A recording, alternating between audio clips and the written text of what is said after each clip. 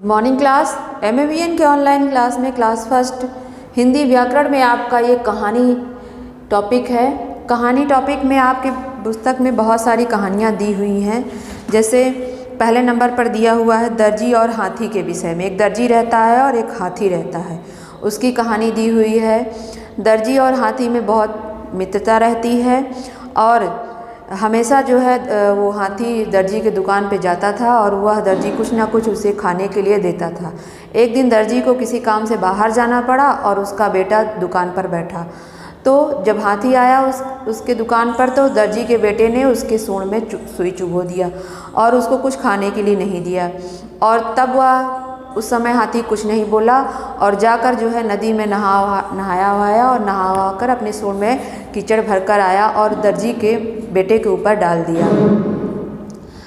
जब दर्जी वापस लौट कर आता है तो लड़के ने सारा हाल सुनाया। दर्जी लड़के पर बहुत क्रोधित हुआ और बताया कि जैसा व्यवहार तुम किसी के साथ करोगे वैसा ही व्यवहार वह तुम्हारे साथ भी करेगा, इसलिए किसी के साथ बुरा व्यवहार नहीं करना चाहिए, जैसे को तैसा। इस कहानी से हमें ये शिक्षा मिलती है कि हम जैसा व्यवहार दूसरों के साथ करेंगे वैसा ही व्यवहार वह हमारे प्रति भी करेगा।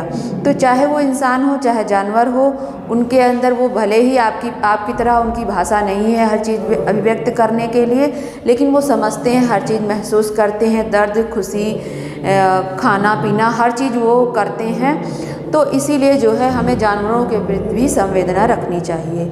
एक इसमें आलसी कौवे की कहानी है जिसको आप लोग जो है पढ़ेंगे अपने आप से।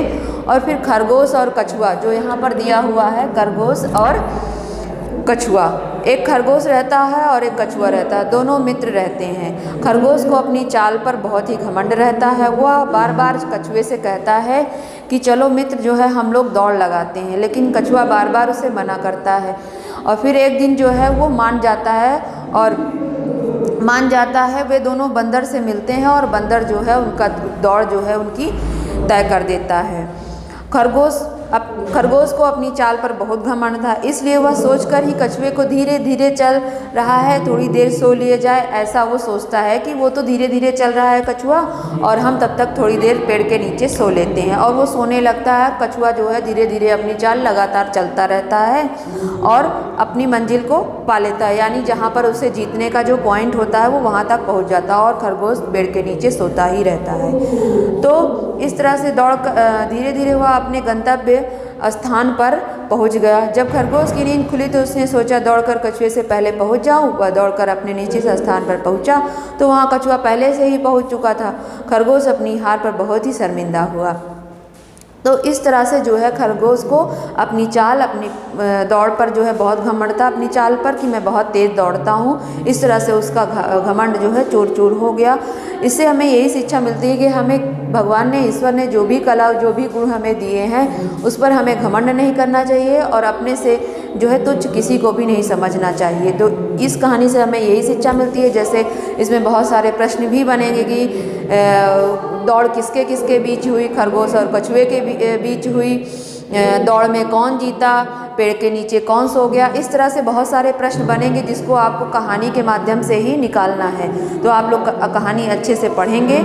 फिर इसमें दिया हो बड़ों की बात, एकता में बल, ये सारी जो है कहानियाँ आपको स्वयं से पढ़ना है। इस सारी कहानियों से आपसे कुछ ना कुछ प्रश्न बनेंगे। तो आज की क्लास में बस इतना ही। Thank you for watching.